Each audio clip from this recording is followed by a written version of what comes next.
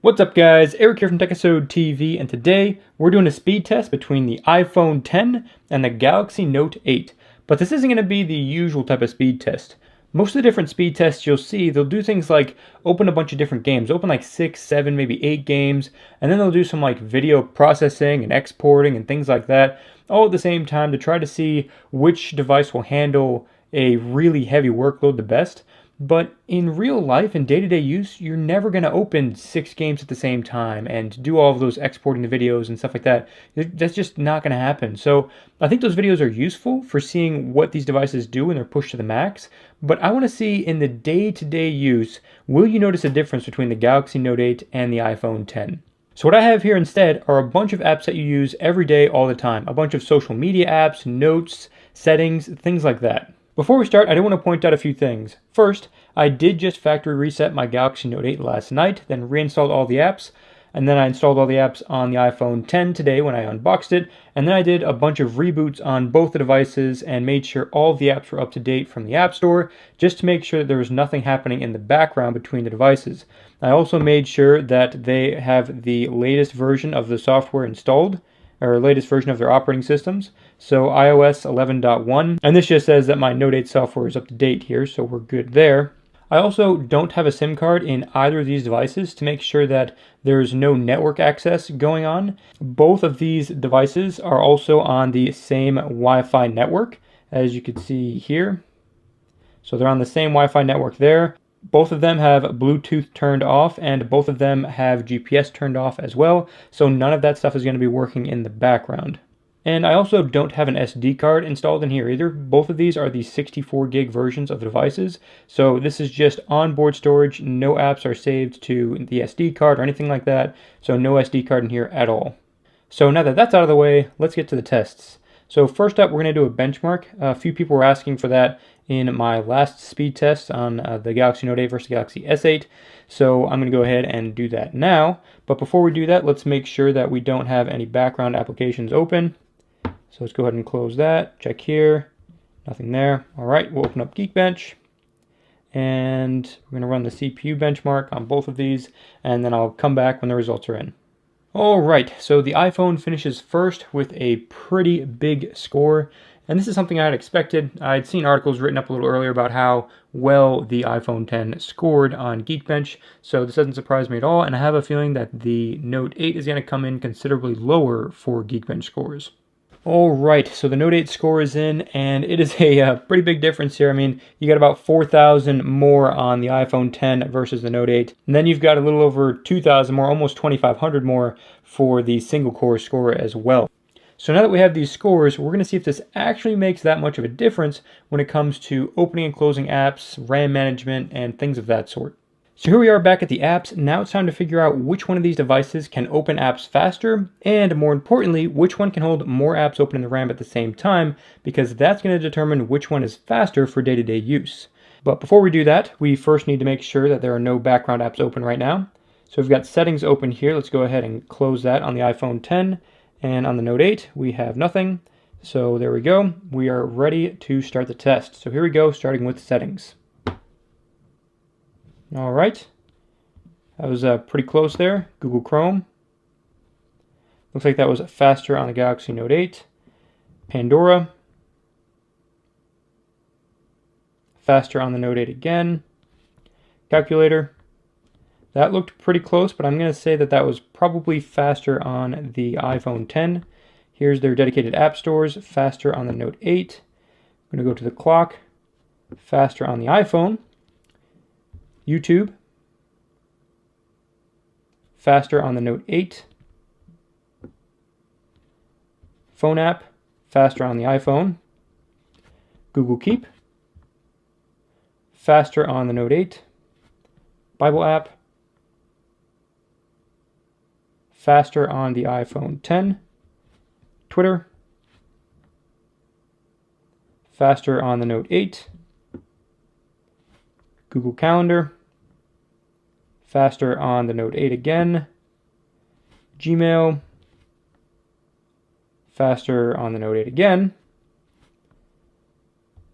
Pages Manager from Facebook. By the way, I don't know what this yellow thing is. That happens every time I open this app. I don't know why that happens. It looked like that was faster on the Note 8. I'd have to watch that one. I wasn't paying too much attention. I was paying attention to that yellow line there. Faster on the Note 8 for Google Play Music. Auto Trader, faster on the Note 8 again. So these are the dedicated browsers. You have Samsung Internet and Safari for the iPhone. So let's go ahead and open those. Way faster on Safari. That was super quick. Wow. Okay. Let's see. We've got Smart Things. Some home control here. Smart home control. All right. Faster on the Note 8. Let's go ahead and do OneNote. Faster on the Note 8. I'm going to go ahead and open the cameras. Okay. I'll have to watch the replay to see that one. Amazon. Ooh, that was pretty close. I actually think the iPhone pulled it together right at the end there and may have been just slightly ahead there. All right, that was pretty close too, but I think that was the Note 8 there. Philips Hue, some more smart lighting stuff. Okay, faster on the Note 8. We've got Apple Music. That was pretty close. I think that was faster on the iPhone. So, whoops. So, yeah, over here. So, we got to go to Excel now. Faster on the Note 8. And we've got Harmony. Faster on the Note 8 again, but just barely. Now we've got Netflix. Okay, tiny bit faster on the Note 8. Zillow. If you're doing some house hunting, faster on the Note 8. Google Home for more smart home stuff. Ooh, that was pretty close. I think that was definitely the iPhone 10 though. Now, the one game I have on here, Asphalt 8. Let's see how that goes. Okay, so it looks like iPhone 10 is going to take this one. Yep, iPhone 10 loads it first, and then the Galaxy Note 8 a little bit behind it. So there you go, those are both loaded. Let's go ahead and go back now. So this is the most important part now. We need to go backwards through the apps to see which device has the most apps open at the same time. So we're going to go back now to Google Home. Okay. Now it looks like there's a little bit of refreshing going on here. And I've noticed that on Android devices, the Google Home app tends to refresh almost always. So let's just keep going and see if that holds true for the rest of these. Okay, Zillow's loaded on both of them. Very good. Netflix. Already loaded on both of them. Harmony, already loaded on both of them. Excel, already loaded on both of them.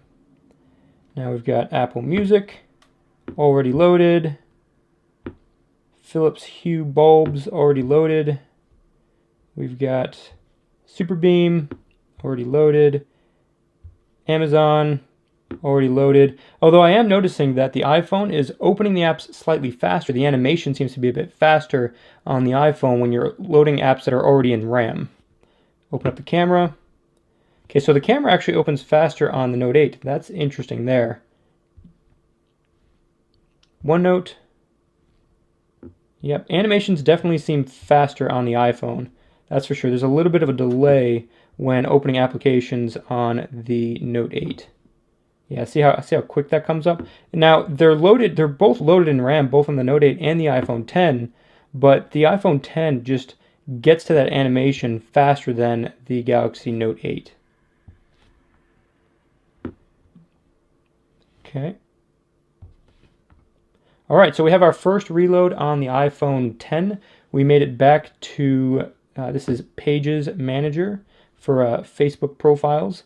Okay, let's go to Gmail and see if these are loaded. Okay, so we got to reload Gmail as well. So far, the Galaxy Note 8 has 2 extra applications loaded that the iPhone doesn't. We're going to go to Google Calendar. Okay, so that was already loaded on the iPhone 10. So not all of them had to reload, just 2 so far. Twitter.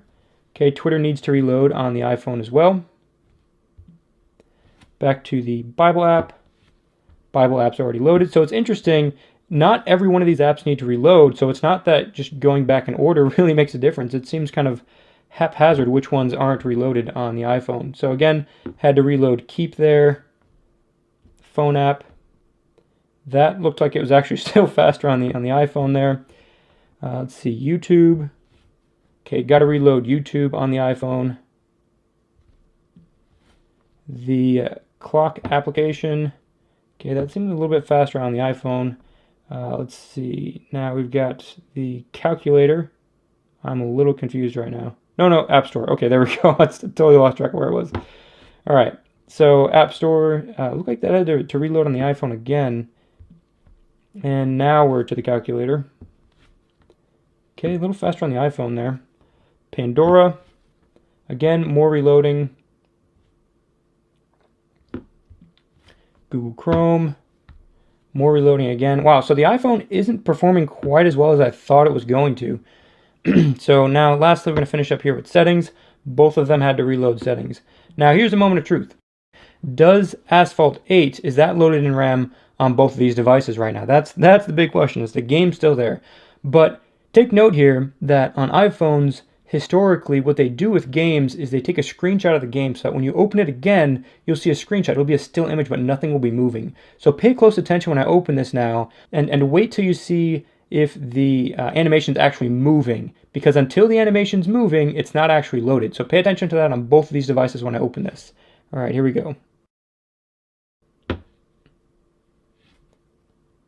Okay, so did you see that there's a little bit of a lag there? Now that was actually pretty close because the Note 8 took a little bit longer to open it. The iPhone pulled up that screenshot really quick, and I kind of missed which one actually loaded, which one actually had an animation moving first. So you probably saw it. You could probably pause it and go back and see it again. I'm going to have to watch the video to know which one actually opened it first, but they didn't have to completely reload it. As you can see, the iPhone didn't do quite as well as I had expected. And for the first time, really ever, I think, a Samsung device has beat an iPhone as far as speed goes. And these are both the best that each company has to offer. This is the best that Samsung has to offer versus the best that Apple has to offer. And they're pretty similarly priced. This is $950 for the Note 8 and $1,000 for the iPhone 10. So this is about as even as a comparison as you're going to get between the two devices. And I'm thoroughly impressed with how far Samsung has come with their software optimization. I mean, it used to be that Samsung devices were just, it wasn't even close. They wouldn't be able to have anything open in the background at all. And in the second lap where you're kind of going back through the apps to see what's still loaded, I mean, the Samsung devices would only have like 4 apps open at the same time, 5, 6 maybe, and the iPhones would just blow through it. But interesting to see here that the iPhone didn't have quite as many this time. So what do you guys think about this? Let me know in the comments below. Are you surprised by the results? I kind of am surprised. I was really expecting it to be a total blowout with the iPhone again, but it wasn't. So that's great for anyone who owns a Galaxy Note 8. But I think the real takeaway from this is that if you want the fastest device you could possibly get and you don't really care which operating system you're on, you're probably going to notice that the Note 8 is going to feel faster more often than the iPhone. However, when the iPhone has apps loaded in RAM already and it opens those open faster than the apps that are already loaded in RAM on the Galaxy Note 8. So if you only typically have like 4, 5, maybe 6 applications open at the same time, the iPhone's going to be able to keep those open at the same time and reopen those faster than the Note 8's going to be. So you really got to kind of look at how you use applications. Personally, I go through about 15 to 20 different applications in a day. So for me, the Note 8 is going to be the one that I want to use because I do use a lot of different apps, and I am going to see the benefit from the Note 8 over the iPhone 10. Regardless, both of these devices are absolutely fantastic, absolutely fast, very responsive devices, and definitely flagship devices to say the least. Before I forget, I am going to be doing a comparison between the Galaxy Note 8 and the iPhone 10, so be sure to drop all of your questions in the comments below to let me know what you want to know about the two devices, specific things that you want me to compare, and I'll try to throw as much of it as I can in the video. Like the video if you liked it, share it if you loved it, and subscribe to see the rest of my iPhone 10 coverage. And while you're at it, smack that notification bell so you can be the first to know when a new iPhone 10 video drops.